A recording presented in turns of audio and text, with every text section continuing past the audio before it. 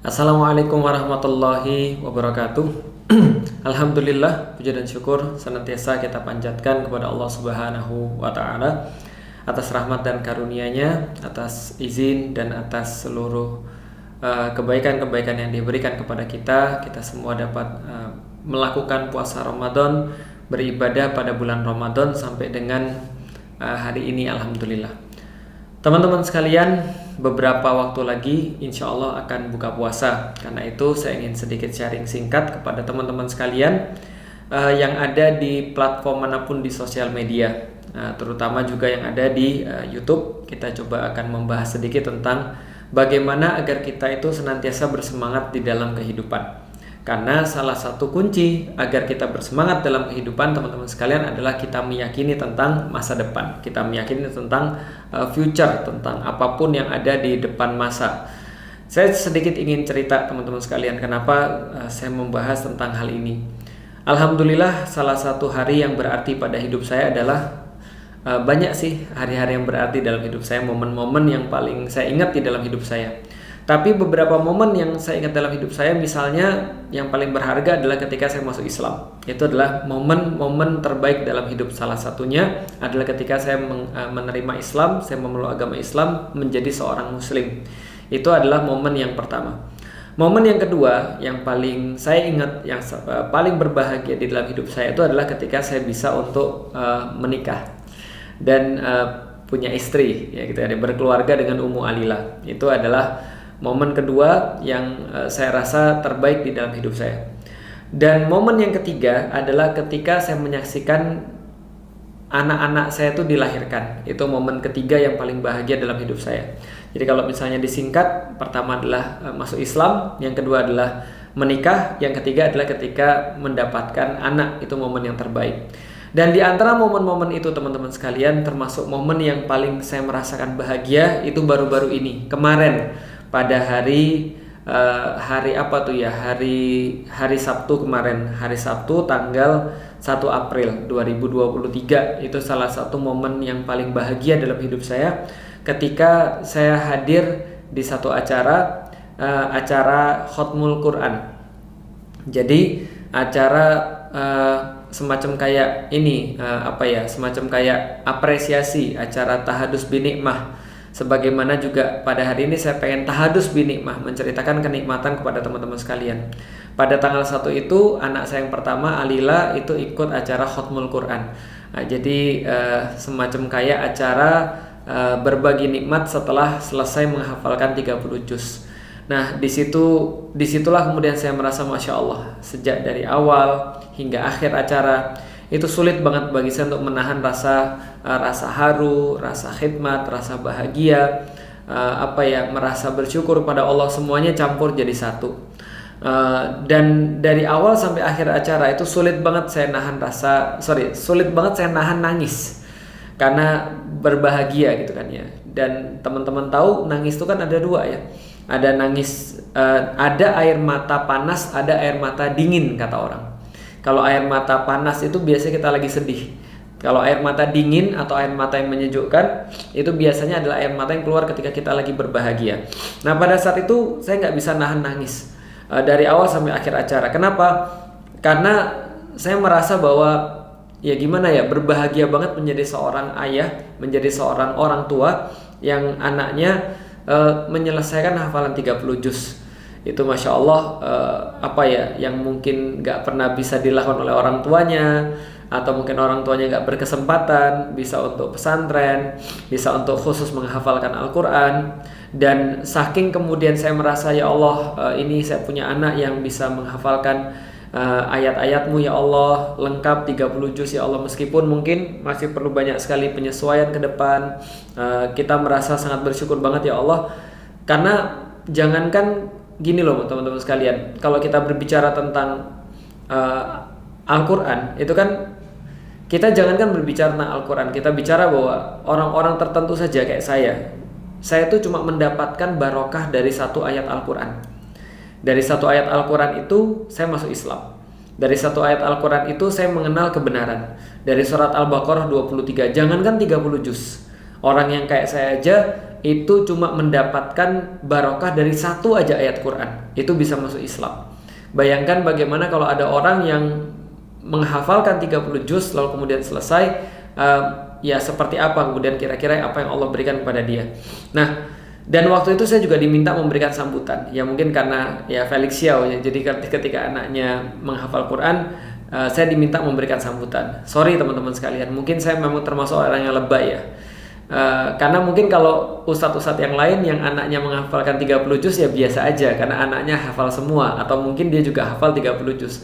Tapi bagi saya ini adalah sesuatu yang istimewa bagi saya ya, karena saya tuh ya dari orang yang bukan muslim, juga saya belum bisa menghafalkan 30 juz, lalu punya anak yang kemudian kita sudah setting dari awal, akhirnya di hari itu dia bisa menghafalkan 30 juz. Tentunya saya sangat merasa ya terharu banget lah, terharu, sedih, luar biasa, sedih, syukur, senang, ya semua campur jadi satu. Dan ketika saya menyampaikan kata-kata sambutan dari orang tua, yang pertama tentu saja saya mengucapkan syukur pada Allah, alhamdulillah. Yang kedua adalah saya berterima kasih pada sekolah, pihak sekolah, pesantren yang sudah membantu anak-anak, yang sudah membantu juga anak saya untuk mencapai hafalan ini. Tentunya tidak mudah, pastinya diberikan pastinya dia pasti guru-gurunya sekolahnya mendapatkan kesulitan tertentu ketika membimbing anak-anak untuk menghafalkan Quran. Lalu saya masih ingat banget yang terbersit di dalam kepala saya ketika itu adalah kata-kata begini. Saya sampaikan pada semua orang pada saat itu, saya bilang gini, yang terlintas pada benak saya ketika anak saya menghafalkan Quran, teman-teman sekalian, adalah hadis dari Rasulullah Shallallahu Alaihi Wasallam. Bahwasanya Rasulullah Shallallahu Alaihi Wasallam bersabda, kebahagiaan orang berpuasa itu ada dua. Jadi kata Rasulullah, kebahagiaan orang berpuasa itu ada dua. Yang pertama adalah kebahagiaan ketika dia menyantap hidangan berbuka puasa, yang sebentar lagi insya Allah akan kita laksanakan 30 hari mungkin di dalam bulan Ramadan, 29 atau 30 hari. Yang pertama adalah kebahagiaan ketika dia menyantap makanannya. Dan yang kedua kata Rasulullah adalah kebahagiaan ketika dia berjumpa dengan Allah Subhanahu wa Ta'ala.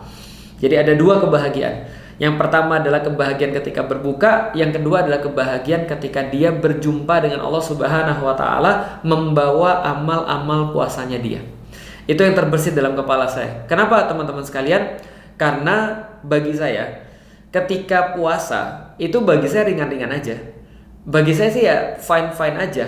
Bahkan sebelum masuk Islam pun ketika saya harus nggak makan selama seharian, saya udah biasa.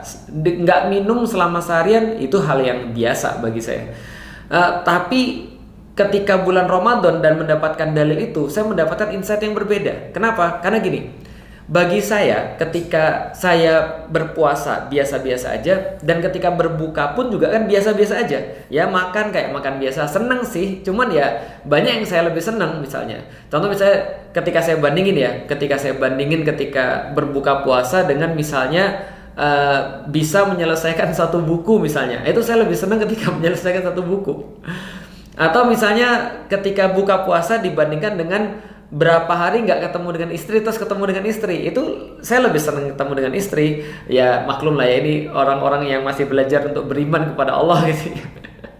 Tapi maksud saya gini, ketika Rasulullah Shallallahu Alaihi Wasallam menyampaikan bahwa kebahagiaan itu ada dua. Pertama adalah berbuka puasa, yang kedua adalah ketika berjumpa dengan Allah. Bagi saya berbuka puasa tuh bahagianya biasa aja, ya sama kayak orang lapar terus makan di hari-hari lain ini juga sama, walaupun mungkin lebih lapar ketika bulan puasa, tapi ya oke. Lalu kemudian saya bayangkan berarti ketemu dengan Allah, kita membawa amal-amal itu. Konsep yang Allah berikan kepada kita adalah ketika kita mengetahui masa depan, ketika kita meyakini masa depan, kita pasti akan bersemangat berpuasa. Jadi seolah-olah Allah ingin katakan begini, buka puasamu itu kamu senang kan, tapi itu nggak ada apa-apanya dibandingkan dengan ketika kamu itu berjumpa dengan Allah membawa pahala puasamu. Jadi mungkin kamu senang, mungkin kamu happy ketika berbuka puasa, tapi nanti ketika kamu berjumpa dengan Allah membawa seluruh hal-hal yang kamu lakukan ketika berpuasa di bulan Ramadan, kamu akan jauh lebih senang daripada ketika kamu makan berbuka puasa. Nah, dalam pikiran saya begini, kenapa ketika saya jadi sambutan ketika anak saya hafal Quran itu, yang saya ingat adalah hadis itu karena gini, Karena kalau hadis tadi mengatakan bahwa kebahagiaan orang berpuasa ada dua. Pertama adalah ketika mereka buka puasa, apalagi ketika mereka berjumpa dengan Allah. Lalu saya mikir gini, ya Allah, ketika menyaksikan anak saya hafal Quran aja, ketika menyebut nama dia, Alila bin Felix Xiao, menyelesaikan hafalan Quran 30 juz, saya bilang, ya Allah, akhirnya anak saya tuh ada yang termasuk yang menghafal Quran, menjadi keluarganya Allah. Bagaimana kemudian ketika dia nanti bisa memberikan syafaat bagi keluarganya, bagi orang-orang yang dia cintai, Allah janjikan bahwasanya keluarga penghafal Quran itu ibunya akan diberikan mahkota di surga, lalu ayahnya akan diberikan pakaian kebesaran. Lalu saya mikir, ya Allah, akhirnya ada salah satu daripada anak saya menjadi ahlul Quran, ahlullah, keluarganya Allah. Lalu saya berpikir gini, ya Allah, ini di dunia bahagianya aja udah kayak gini, gitu maksudnya. Ya Allah, di dunia aja senangnya udah kayak gini, apalagi nanti ketika di akhirat, gitu maksudnya. Kebahagiaan seperti apa lagi yang Allah tuh berikan pada hambanya, gitu maksudnya. Nah, itulah kunci semangat dalam menjalani kehidupan. Teman-teman sekalian, sederhana, Allah itu senantiasa ngasih kita hal-hal yang terbaik di dalam agama Islam. Termasuk kita tuh senantiasa disuruh untuk meyakini masa depan kita, meyakini apa yang terjadi di depan, sehingga kita tuh bisa bersemangat. Karena semangat itu datang daripada keyakinan akan masa depan. Agama ini ditolong oleh Allah karena orang-orang tuh yakin dengan masa depan dia. Makanya di dalam Al-Quran Allah senantiasa bilang, "Man kana yu'minu billahi wa bil yaumil akhir." Siapa yang beriman pada Allah dan hari akhir. Man kana yu'minu billahi wal yaumil akhir. Siapa yang beriman pada Allah dan hari akhir. Kenapa? Karena kalau seandainya orang-orang tidak beriman pada hari akhir, niscaya mereka akan sangat sulit untuk beramal. Mereka akan sangat sulit untuk melakukan kebaikan. Maka seperti saya, ya Allah, saya pikir apa yang Allah nanti sediakan di surga bagi saya. Kalau di dunia aja saya sudah gak bisa berhenti nangis karena senang, gak bisa berhenti nangis karena merasa bahagia. Melihat kemudian anak saya, lalu kemudian saya bilang berkali-kali, C makasih ya. Kenapa? Begitu besar yang kau berikan kepada Abi berupa rasa bahagia. Itu baru di dunia, apalagi nanti di akhirat. Bukankah kemudian Allah senantiasa memotivasi kita dengan masalah-masalah yang akan terjadi di masa depan? Bukankah Allah senantiasa menghibur kita dengan cara memberikan kita nanti di depan nanti akan lebih baik? Dan ini tidak pernah gagal di dalam sejarah kehidupan manusia.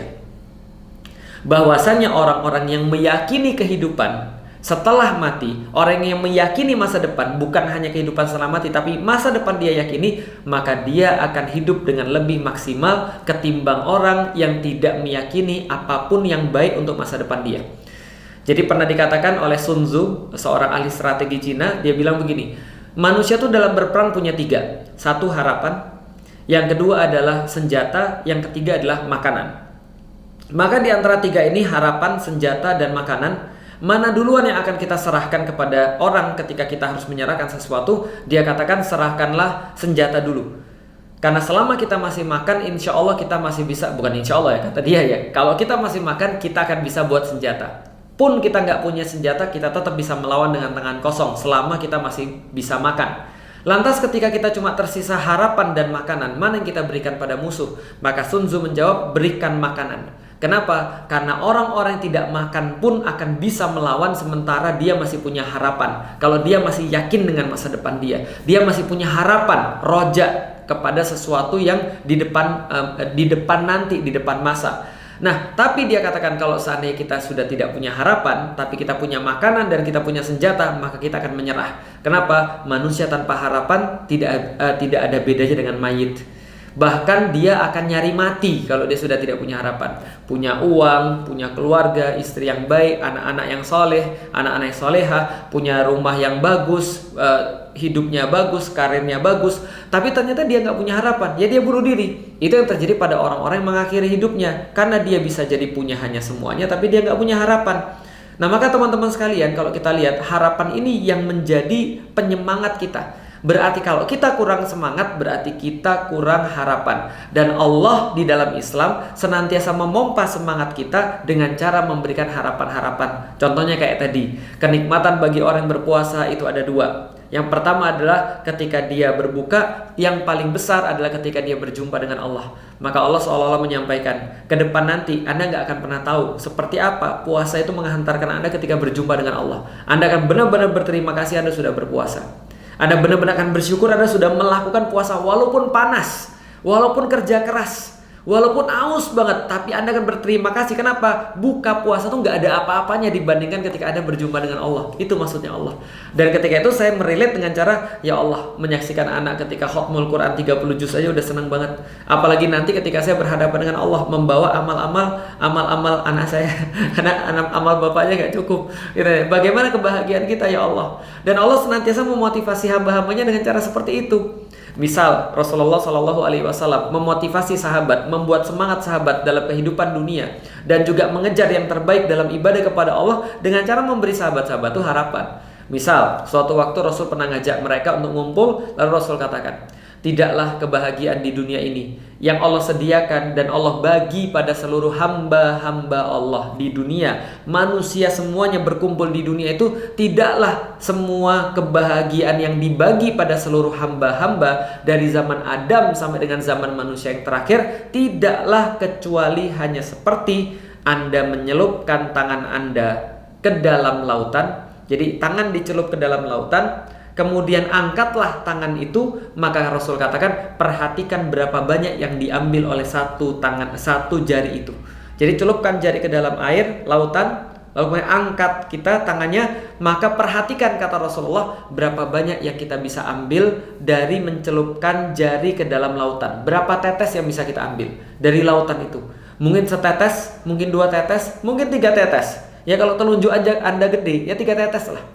Lalu Rasulullah Shallallahu Alaihi Wasallam menyampaikan, itulah kebahagiaan dunia yang dibagi oleh Allah kepada seluruh manusia.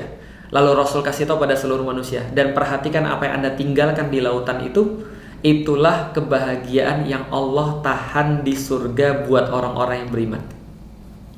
Coba bayangin harapan yang Rasulullah berikan pada orang-orang beriman. Masya Allah. Coba bayangin ya. Kata Rasulullah, kenikmatan dunia yang dibagi rata pada semua orang, yang diperebutkan oleh seluruh manusia, sampai mereka gontok-gontokan, sampai mereka korupsi, sampai mereka nipu, sampai mereka bunuh-bunuhan, sampai mereka julit-julitan, minimal mereka saling benci, itu semuanya kayak seperti setetes, 2 tetes, 3 tetes yang mampu Anda ambil dari lautan itu. Sementara sisanya yang lautnya itu yang gak ada efeknya ketika Anda ambil setetes, 2 tetes, 3 tetes, itu yang Allah sediakan di surganya Allah. Saya bilang ya Allah ya Rob, berarti ketika kita buka puasa dengan makanan yang paling enak, yang kita seneng itu kan ya, itu cuma ya gak ada setetes itu. Warna setetes itu dibagi rata seluruh manusia sampai dari zaman Adam sampai dengan berakhirnya kehidupan manusia. Sementara yang ditinggalkan, yang Allah reserve untuk nanti orang-orang mukmin yang beriman di surga, itu seperti lautan. Makanya wajar aja ada satu hadis di mana Allah tuh menanyakan pada penghuni-penghuni surga. Allah ngumpulin penghuni surga lalu ditanya pada penghuni surga itu. Lalu Allah nanya pada penghuni surga, wahai para penghuni surga, siapa di antara kalian yang masih ingat kesulitan hidup di dunia? Maka berkatalah orang-orang yang paling sulit hidupnya di dunia. Maka berkata orang yang paling besar kehidupannya dan kesedihannya di dunia. Maka dia berkata, ya Allah, kami sudah tidak ingat sama sekali. Kami sudah tidak ingat sama sekali. Kenapa? Karena dia bukan yang mendapatkan 1 tetes, 2 tetes, 3 tetes, berenang dia di lautan. Coba bayangin, ketika dia masuk surga, berenang dia di lautan. Coba, apakah ini gak memberikan harapan yang sangat besar kepada kita? Bahwasanya kita tahu ketika kita itu di dunia, sebesar apapun kenikmatan yang kita dapatkan, itu nggak ada bandingannya dengan surga yang sudah disiapkan oleh Allah. Surga dan kenikmatannya seperti yang sudah disiapkan oleh Allah Subhanahu wa Ta'ala. Ini memberikan kita harapan luar biasa. Maka ketika kita merasa bahwa kita futur dalam beribadah, ketika kita merasa bahwa kita tuh kayaknya malas-malasan dalam ibadah, kita harus ingat bahwasanya kenikmatan itu cuma nggak setetes. Dan kesulitan-kesulitan kita itu nggak bakal kita ingat nanti ketika kita sudah di surganya Allah. Maka itu membuat kita bersemangat dalam hidup, membuat kita bersemangat dalam belajar, membuat kita semangat dalam bekerja, berbuat baik pada istri, berbuat baik pada anak-anak. Karena kita yakin semua itu akan dibalas oleh Allah Subhanahu wa Ta'ala. Maka keyakinan kita tentang masa depan itulah yang membuat kita semangat untuk hidup. Dan ini kejadian pada para sahabat. Ada seorang sahabat namanya Hanzalah, teman-teman sekalian. Hanzalah ini dikisahkan berkulit hitam. Karena berkulit hitam sudah pasti mungkin dia tidak sepopuler sahabat-sahabat yang lain yang mungkin asli orang Arab, yang mungkin kulitnya nggak hitam. Lantas ketika kemudian Hanzalah ini suatu waktu karena dia berkulit hitam, karena mungkin dia tidak semujur sahabat-sahabat yang lain, dia akhirnya menikah. Padahal udah lama banget dia nggak menikah, gitu kan? Bukan maksudnya dia nggak dapat jodoh gitu maksudnya. Akhirnya dia dinikahkan oleh Rasulullah Shallallahu Alaihi Wasallam. Ketika dia dinikahkan oleh Rasulullah Shallallahu Alaihi Wasallam, bayangin antum ya, ini jomblo-jomblo, coba tolong diriletkan ya. Anda sudah 30 tahun menjomblo, mendambakan mendapatkan pasangan, Anda mendambakan banget untuk bisa menikah dan merasakan kenikmatan nikah, baik secara zahir maupun secara batin, gitu kan ya. Baik secara fisik maupun secara non fisik, kasih sayang, lalu segala macam. Anda sudah 30 tahun menjomblo, gitu kan ya, sampai-sampai kalau guyonan orang, kenapa tanganmu sudah ada sarang laba-laba? Kenapa? Jangan-jangan kamu Spiderman? Dia jawab, bukan, karena sudah terlalu lama tidak dipegang orang. Jadi bayangkan antum ya, antum udah jomblo lama ya, lalu kemudian antum belum menikah, tiba-tiba setelah 30 tahun menjomblo, menahan rasa, tiba-tiba antum nikah. Cowok-cowok nih, coba relatein, atau cewek-cewek coba relatein. Ketika Hanzalah ini menikah, sudah lama sekali dia belum menikah, akhirnya dia menikah. Setelah menikah, teman-teman sekalian, tentu saja dia melakukan ya kewajiban dia sebagai seorang suami dan sebagaimana layaknya orang yang menikah. Kira-kira enak atau enggak? Ya enak lah, gitu kan ya. Luar biasa tuh, akhirnya setelah 30 tahun ya, mendapatkan kenikmatan luar biasa ketika menikah. Masya Allah, yang gak usah saya jelasin ya. Tiba-tiba ketika dia sedang malam pertama, berkumandanglah seruan jihad. Oke, kaum muslimin dipanggil, kita akan melaksanakan kewajiban di dalam agama. Ayo kita berjihad fisabilillah. Pada saat itu perang Uhud ceritanya. Ketika Hanzalah mendengarkan seruan jihad, ketika dia berada di kamar pengantinnya melakukan aktivitas sebagai seorang suami pada malam pertama, begitu dia mendengarkan jihad, dia langsung loncat dari kasurnya. Menyiapkan menyiapkan perbekalan, memakai baju zirah, lalu kemudian mengasah pedangnya, lalu kemudian pergi berjihad ke medan perang. Dan apa yang terjadi? Hanzalah termasuk salah satu yang syahid. Hanzalah termasuk salah satu yang wafat. Ketika kemudian dia syahid, dia wafat, Rasulullah menemui jenazahnya, dan ketika jenazah itu kemudian ditemui oleh Rasulullah kemudian berkata pada para sahabat, ini sahabat kalian namanya Hanzalah, dan aku menyaksikan dia dimandikan oleh malaikat. Masya Allah ya, jadi dimandikan oleh malaikat. Coba bayangin, dimandikan oleh malaikat. Sahabat bingung, ya Rasulullah, bukannya kalau ada orang syahid dia nggak perlu lagi dimandikan? Kenapa engkau katakan dia dimandikan oleh malaikat? Kan tidak perlu lagi dimandikan mayitnya, nggak perlu lagi jenazahnya dimandikan. Maka Rasulullah Shallallahu Alaihi Wasallam mengatakan pada para sahabat, coba engkau cek kepada istrinya, kenapa dia bisa dimandikan malaikat? Nih, ini menariknya nih, ini interesting nih, menariknya ya. Coba ya relatein dengan tema kita, bahwasanya semangat itu akan ada kalau kita meyakini tentang masa depan. Coba ya, coba direlatein juga dengan hadis tadi, seperti seperti mencelupkan telunjuk ke dalam lautan. Maka kemudian sahabat-sahabat penasaran nih, datanglah kepada istrinya. Mohon maaf, ini Nona Hanzalah, bukan Nona Hanzalah, Bu Hanzalah ya tadi kalau di sini. Bu Hanzalah, Buhan, ini mohon maaf kita mau nanya nih. Tadi kita barusan disampaikan oleh Rasulullah bahwasanya kata Rasulullah ini Hanzalah dimandikan oleh malaikat. Lah bagaimana ceritanya? Bukankah orang syahid itu nggak usah mandi lagi? Maka kemudian Buhan tadi menjawab, istrinya Hanzalah menjawab, iya jadi gini, mohon maaf sudah saya tuh agak malu. Kenapa? Ini tadi abang Hanzalah ini dipanggilnya ketika lagi malam pertama. Dan ketika dalam keadaan melakukan hubungan dengan istrinya, dalam keadaan melakukan kewajiban dia sebagai seorang suami, melakukan hubungan dengan istrinya. Nah, ketika kami lagi berhubungan itu, abang pergi ketika seruan itu dikumandangkan, dan abang belum sempat mandi. Paham nggak teman sekalian? Jadi dia itu pergi dalam keadaan junub.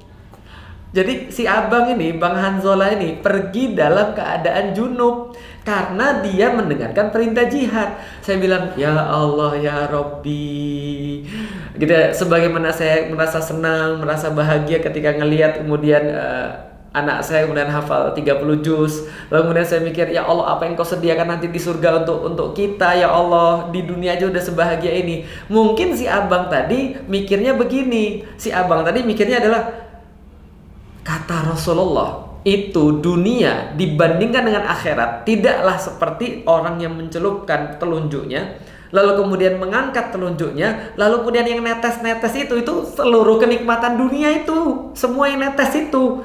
Yang netes itu seluruh kenikmatan dunia. Yang ditahan oleh Allah adalah seperti lautan. Maka mungkin si abang mikir begini, ya Allah ya Rabbi, yang setetes aja ya Allah, sudah kayak begini ya Allah, yang setetes ini ya Allah, yang katanya dibagi rata seluruh manusia ini, yang kemudian katanya cuma untuk dunia dan seisinya, itu aja setetes aja kayak gini. Ya Allah, apalagi yang kau sediakan nanti ya Allah ketika nanti di surga. Maka si abang gak sabar, maka si abang gak sempat mandi wajib, lalu kemudian langsung pergi ke medan jihad, lalu kemudian berjihad di sana, lalu kemudian syahid di medan perang. Masya Allah, itu cara untuk tadi bersemangat di dalam kehidupan. Maka wajar ketika ada orang-orang yang mungkin mereka tidak meyakini ketika mereka itu di akhirat mendapatkan sesuatu, ya mereka di dalam dunia ya udah biasa-biasa aja. Di dalam dunia sibuk maki orang, sibuk julid ke orang, sibuk kemudian stres, mager, gak mau berbuat apa-apa, bunuh diri gitu kan ya. Ya karena mereka gak meyakini apapun. Tapi seorang muslim, Masya Allah, kehidupannya di dunia itu senantiasa kan maksimal. Kenapa? Karena dia meyakini bahwa apa yang Allah sediakan di akhirat itu tidak bisa dibayangkan dengan apapun yang dia rasakan kenikmatan terbesar ketika dia di dunia. Aduh, ya Allah, itu berhasil buat Abang Hanzalah, itu berhasil buat para sahabat, itu berhasil buat para dai pada orang-orang pada zaman dulu, dan itu sudah pasti kemudian berhasil pada diri kita. Karena itu teman-teman sekalian, gak susah sebenarnya untuk bersemangat di dalam hidup, gak susah untuk jadi orang baik di dalam kehidupan kita, gak susah untuk menjadi orang yang bersemangat di dalam beribadah, bersemangat di dalam melakukan kebaikan-kebaikan. Gak sulit. Yang kita perlu lakukan hanyalah meyakini bahwasanya ada balasan-balasan yang terbaik, ada masa depan yang Allah janjikan bagi kita, masa depan yang terbaik ketika kita bermaksimal di dalam kebaikan-kebaikan, ketika kita memaksimalkan di dalam ketaatan. Dan tidak sulit bagi kita untuk menjauhi hal-hal yang buruk kalau seandainya kita yakin bahwasanya setiap perbuatan-perbuatan buruk kita itu akan dipertanggungjawabkan, akan dijadikan sebagai kayu-kayu bakar, akan dijadikan oleh Allah sebagai batu-batu yang kemudian menyala, yang akan kemudian mengazab diri kita, yang akan kemudian menyakiti kita. Maka kalau kita yakin bahwasanya surga ada, bahwasanya neraka ada, bahwasanya balasan-balasan atas perbuatan terbaik itu ada, bahwasanya balasan-balasan adalah perbuatan buruk itu juga ada, kita kan semakin untuk maksimal di dalam kehidupan kita. Dan itulah teman-teman sekalian kunci untuk senantiasa bersemangat dalam kehidupan. Coba cari, banyak sekali dalil-dalil di dalam Al-Quran ketika Allah dan Rasul mengajarkan kepada kita seperti apa cara kita punya semangat. Kalau di dunia aja begini, apalagi nanti di akhirat. Sebagaimana misalnya ada ucapan salah seorang ulama untuk menyemangati seseorang untuk menghafalkan Quran. Dia katakan begini, coba lihat, kamu menghafalkan Quran, seperti apa kemudian Allah itu bangga dengan para penghafal Quran.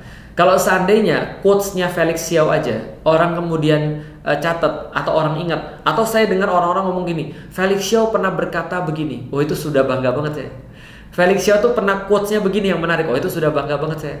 Apalagi kemudian kalau misalnya itu baru quotes kita, itu diomongin orang. Coba bayangkan bagaimana Allah dengan para keluarganya para penghafal Quran. Ketika dia kemudian Allah itu mengetahui quotes-nya dia itu dibaca oleh kita, quotes-nya dia kita hafalkan, quotes-nya dia kita share kepada orang-orang yang lain. Maka itu salah satu cara tadi, harapan tentang masa depan. Kalau di dunia aja begini, apalagi nanti di akhirat. Maka tadi dari awal kita sudah bahas tentang tahadus binikmah. Mohon maaf mungkin saya agak lebay, karena memang ya inilah orang-orang yang lemah, hafalan Qurannya belum selesai. Ketika punya anak lalu kemudian sudah menghafalkan Quran, rasanya heboh banget. Doain kita teman-teman sekalian, ini menjadi kebaikan bagi kita semuanya, menjadi semangat untuk bagi kita semuanya, bahwasanya kita bertahadus binikmah, bahwasanya Allah senantiasa menghibur hamba-hambanya dengan menjanjikan yang terbaik nanti di surganya Allah. Dan itu tidak pernah gagal untuk membuat orang-orang untuk bersemangat menjalani kehidupan dan bersemangat untuk melakukan apapun yang perlu dilakukan dalam kehidupan mereka. Baik teman-teman sekalian, ini yang bisa kita sampaikan. Kalau ada yang baik pasti berasal daripada Allah, kalau ada yang buruk pasti berasal daripada manusia. Dan insya Allah mudah-mudahan doain kita juga bisa untuk terus menyapa teman-teman sekalian di live kayak gini. Dan insya Allah juga akan kita rekam untuk kita sampaikan di YouTube dan live-nya di platform-platform yang teman-teman sekalian punya. Ada platform yang satu, ada platform yang warnanya ungu, dan ada platform yang warnanya warnanya hitam gitu ya, hitam terus ada note-nya. Mudah-mudahan bermanfaat teman-teman sekalian. Sampai jumpa lagi. Mudah-mudahan Allah memberikan kita Ramadan yang terbaik pada tahun ini, dan Allah jadikan kita untuk bersemangat dalam kehidupan, dan lebih bersemangat dalam mencari akhirat kita, sebagaimana yang Allah sampaikan, yang Rasul sampaikan dalam banyak hadis-hadis, dalam banyak kemudian ayat-ayat tentang yang tadi kita sebutkan, bahwasanya ada harapan-harapan yang terbaik yang Allah janjikan kepada kita. Berharap pada janji Allah itu memberikan kekuatan. Berharap pada manusia itu memberikan kekecewaan. Jadi kalau sama manusia mah santai aja, udah biarin aja manusia mah, gitu kan ya. Kalau kita berharap pada manusia, kita pasti akan kecewa. Nanti kalau kita berharap pada manusia, omongannya bikin sakit hati, pujiannya bikin kita untuk lalai. Tapi berharap sama Allah itu tidak akan pernah kecewa, tapi akan menjadi kekuatan di dalam diri kita. Terima kasih teman-teman sekalian, sampai ketemu lagi. Assalamualaikum warahmatullahi wabarakatuh.